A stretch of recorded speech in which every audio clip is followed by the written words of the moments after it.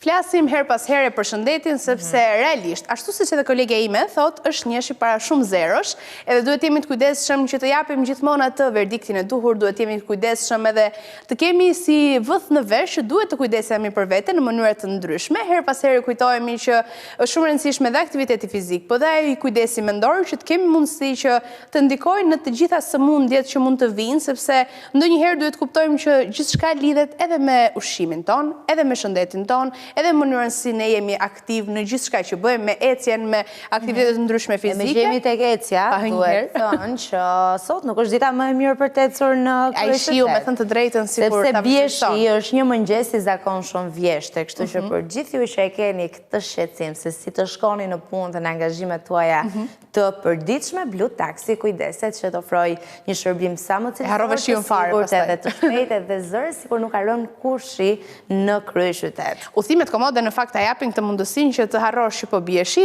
maksimumi do shijosh për shembull që gjatë kohës që je duke udhëtuar ke edhe shiun që të shoqëron. Megjithatë, pavarësisht shiut që na shoqëron, ne kemi nevojë të bëjmë biseda që kanë të bëjnë me kujdesin ndaj vetes, ndaj edhe ditën e sotme kë kemi ftuar Viola që të na e bëj kështu më të thjeshtë, të na japi ato këshillat e duhura. Sot me ne është Kelima Aliaj, e cila në fakt është eksperte e shëndetit fizik, do të na tregoj për PCOS, një sindrom që prek sidomos gratë, po edhe vajzat adoleshente, apo jo, Kelima? Është kënaqësi për mua që jam me ju. Jeni bërë shumë bukur sot një herë. PCOS është një sindrom hormonale, e cila praktikisht karakterizohet me rritjen e hormonit mashkullor androgen. Dhe kjo praktikisht mund të krijojë disa problematika në nivelet të ciklit menstrual, ku shumë vajza dhe gra ose nuk e kanë fare ciklin menstrual, ose kanë probleme që mund t'ju vijë, domethënë kanë një cikël të çrregullt. Janë shqetësime që ne dhe janë shqetësime absolutisht, dhe PCOS është shtuar shumë fatkeqësisht, ndoshta edhe nga stili i jetesës që sot njerëzit bëjnë, nga stresi kronik që lot një rol të rëndësishëm. Por studimet kanë treguar që nuk ka, domethënë, një studim të qartë se pse vjen kjo lloj sindromi. Shkaku i qartë nuk është ende i ditur. Nuk është i qartë absolutisht, shkencërisht, po flasim nga ana shkencore, por ka burime që edhe pjesa e gjenetikës ndikon. Por patjetër që pjesa e gjenetikës është diçka e rëndësishme, jo vetëm në sindromen e PCOS-s, por edhe në shumë problematika të tjera që mund të lidhen me shëndetin si mendor, ashtu edhe fizik. Dhe këtu ne çfarë bëjmë? Nëse ne kemi një problematik gjenetike, normalisht që njerëzit duhet ta parandalojnë. Dhe pyetja është si duhet parandalojmë pra problematikat. A ka një mënyrë që mund ta parandalojmë, se dim që kujtohemi ndonjëherë kur është vonë, po duhet ketë edhe masa parandaluese. Patjetër që PCOS, edhe nëse një individ, një vajzë apo një grua është, le të themi, e destinuar që të ketë PCOS, patjetër që ajo mund të ketë instrumentet e duhura për ta parandaluar si sindrom. Çfarë nënkuptoj këtu? Këtu nënkuptoj pjesën e stilit të jetesës. Pra, mënyra se si ne menaxhojmë stresin ditor, problematikat tona, aktiviteti fizik, mënyra se si ne ushqehemi, mënyra se si ne e zgjedhim atë kohën tonë të lirë me njerëzit, socializimi, sepse PCOS-ja lidhet edhe me shëndetin mendor. Vajzat të cilat janë të prekura me PCOS kanë gjasa 5 deri në 6 herë që të preken nga ankthi dhe depresioni. Dhe në fakt, ajo çfarë vëmë re është që shumë vajza në momentin që kanë çrregullimet shëndetit emocional, pra janë përballë një sfide të madhe, janë përballë një momenti të vështirë, rrjedhimisht kjo ndikon edhe te çrregullimet e ciklit menstrual. Patjetër, absolutisht. Edhe në raste kur po flasim kemi një cikël shumë të rregullt, jo më të jemi me problematika të PCOS-s. Patjetër, sepse sistemi jonë nervor patjetër është i lidhur me pjesën e hormoneve, që do të thotë aktivizohet hormoni i stresit që është kortizoli, gjithashtu edhe dopamina dhe serotonina. Këto janë dy hormone të cilat aktivizohen dhe këtu na kalojmë në një cikël vicioz, pra. Dopaminën ndonjëherë e kërkojmë në fakt, edhe me anë të aktiviteteve si një dëshirë ndoshta edhe për të ndjerë më mirë. Po në këtë rast po thuaj që dëmton? Në këtë rast aktivizimi Pra, do të bëre shumë mirë që më qove këtu. Nëse ne themi që është shumë e rëndësishme që ne të bëjmë aktivitet fizik për sa i përket sindromes së PCOS-s. Patjetër është shumë e rëndësishme, por duhet kontrolluar. Çfarë do them me këtë duhet kontrolluar? Që jo çdo vajzë apo grua që ka këtë sindrom, mund të bëj një aktivitet fizik si një vajzë e cila nuk e ka. Që do të thotë konkretisht çfarë mund të bëj? Kardio për shembull nuk do bëj. Absolutisht, sepse kardio, kur ti bën kardio, ti praktikisht trupi jot është në stres. Dhe kjo çfarë bën? Kjo aktivizon kortizolin. Aktivizon dopaminen dhe serotoninen. Dhe sistemi jon hormonal është i ndjeshëm. Duke qenë se sistemi jon hormonal është i ndjeshëm, atëherë në neve mund na shkaktojnë edhe gjendje të ankthit apo atakut edhe të panikut, ku praktikisht njerëzit nuk kanë trauma psikologjike nga femëria dhe në një moment ndihen sikur çfarë po ndodh, sepse nuk e din, nuk e kuptojnë përjardhjen e këtij ankthi apo këtij depresioni. Dhe në këtë moment, patjetër është shumë e rëndësishme ndërhyrja e një ginekologu që do i tregoj rrugën e saktë për ta parandaluar ose për të mos ta agravuar këtë problematik. Sepse është shumë e rëndësishme që ta konsultojmë dhe të bëjmë analizat e duhura. Po themi që kardio nuk mund të bëjmë. Rrjedhimisht besoj edhe ushtrimet të cilat kanë bëjnë me pesha, nuk do ishin fort shëndetshme. Jemi do më thënë të pjesa hit, të pjesa aerobike, anaerobike nuk është se bëjnë mirë, do më thënë krijojnë një disbalancë dhe akoma edhe më të madhe për sistemin tonë hormonal. Atëherë çfarë mund të bëjmë? Cili është aktiviteti më i mirë? Aktiviteti më i mirë është pilates, është gjimnastik posturale, praktikisht e cila ndikon edhe tek posturaliteti quhet hormonal. Dhe kjo e bën që të krijojë një cikël, le të themi, që vajza apo gruaja të jetë më në harmoni me veten edhe me pjesën hormonale. Pra duke krijuar atë lidhjen, sepse simptomat për shembull të PCOS-s tek vajzat apo të gratë janë për shembull akne në pjesën e nofullës.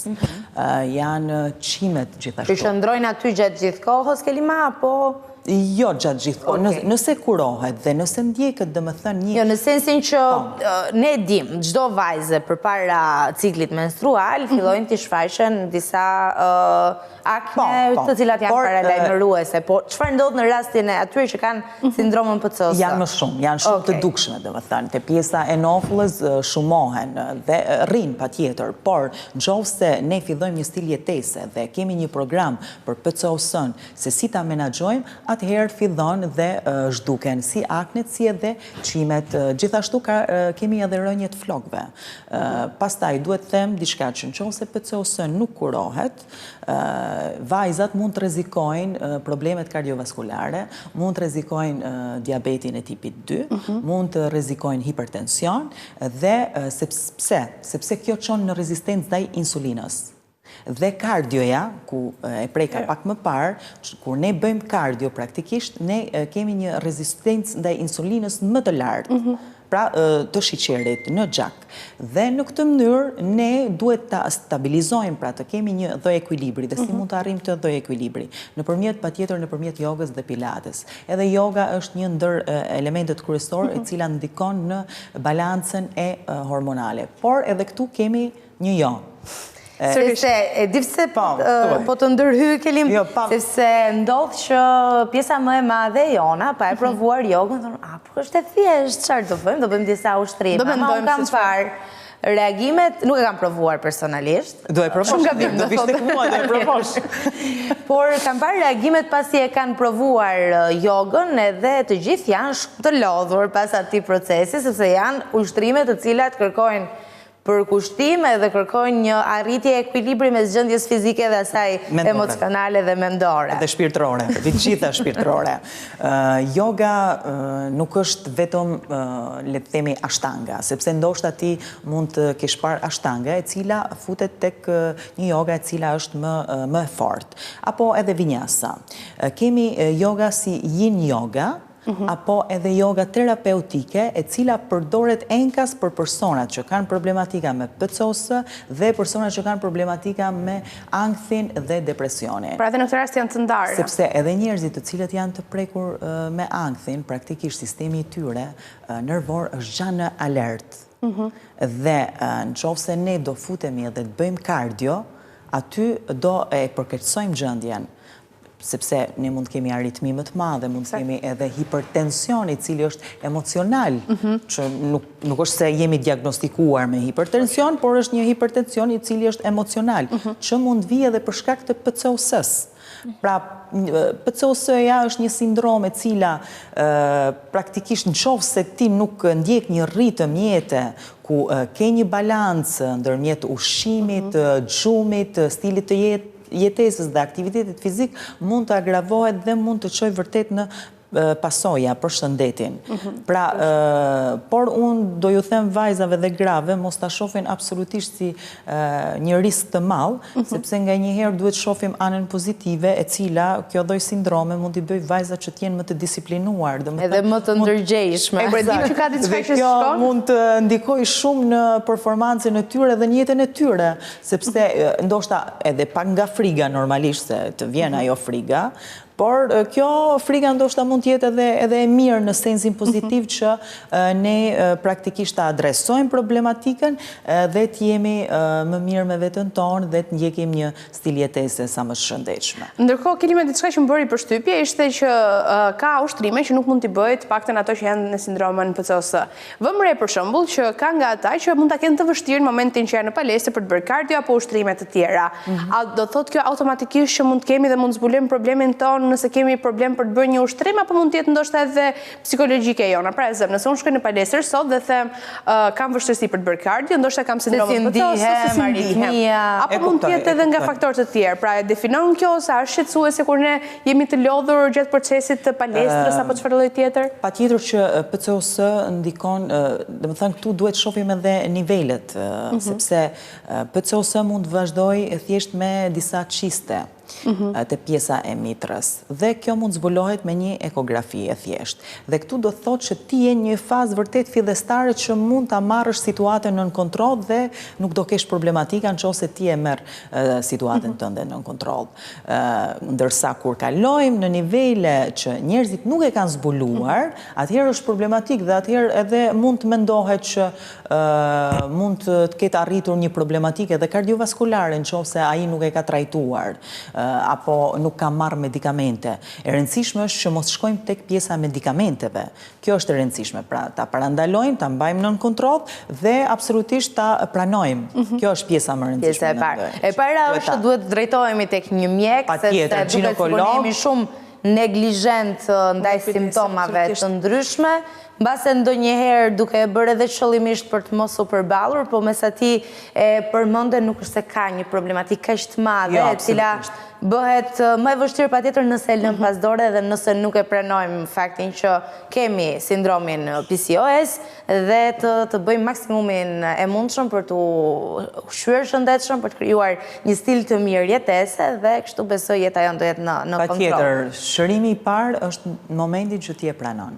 Dhe pastaj kur ti e pranon, atëherë ti edhe mund ta menaxhosh pa pikë problemi, sepse nuk është diçka, domethënë që mund të sjellë problematika, domethënë është diçka që mund të menaxhohet shumë mirë me një program specifik PCOS që edhe unë praktikisht jam duke formuluar një program për gjitha klientët e mia që vuajnë nga PCOS, sepse është shtuar shumë numri. Me këtë program praktikisht vajzat mund ta kuptojnë më mirë se si të menaxhojnë, domethënë, si stërvitjen, sepse unë normalisht merrem më shumë me pjesën e stërvitjes dhe me pjesën mendore, normalisht psikologjike, sepse ndikon pra edhe tek gjendjet e ankthit. Kështu që, por patjetër që duhet edhe një konsulta e parë më saktë është me ginekologun. Ndërkohë, Kelima, e zënë që është dikush që ka sindromën PCOS, po duhet të di edhe ushqimet. Pavarësisht se do duhet që të shkojë te një ekspert i fushës, cilat janë ato ushqime që duhet të konsumojë dikush që ka PCOS? Që duhet të konsumojë. Dhe ato që nuk duhet fare. Se le të themi ato që nuk duhen në mënyrë që ta dimë se cilat janë krijuara. Më mirë. Që nuk duhet, ushqimet që janë të konservuara absolutisht.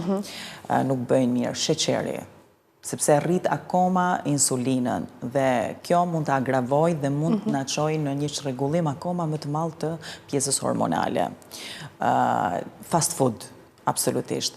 Pra do mundohemi që në dietën tonë ushqimore ne të integrojmë ushqime bio, por është pak e vështirë të gjejmë ushqime bio, por sa kemi mundësi absolutisht që gjejmë ushqime të cilat na bëjnë mirë, të cilat janë fibra, karbohidrate dhe fruta dhe perime. Tani vajzat mund t'ja tolerojnë vetes një çik tradhtim ndoshta nga fundjava, besoj. Po patjetër, absolutisht. Edhe alkooli nuk është i mirë. Harrova ta thoja, edhe alkooli dhe çumshti gjithashtu janë elemente të cilat e përkeqësojnë sindromen e PCOS-s. Kështu që gjithë këto elemente duhet t'i kemi shumë kujdes dhe mos të jenë. Jo t'i zhdukim plotësisht nga Jo, se pastaj do krijojmë një lloj frustracioni psikologjik. Por të përpiqemi t'i konsumojmë me sasi sa më të vogël. Patjetër. Kjo është një tavolinë vajzash në fakt, dhe ky është një muaj që më shumë se çdo muaj tjetër i vitit i përket vajzave dhe grave, kështu që do donim që në përfundim të kishim edhe një mesazh nga ty Kelima, lidhur me tetorin roz, po pse jo edhe me shëndetin fizik edhe mendor të vajzave. Merrem edhe me këtë pjesë.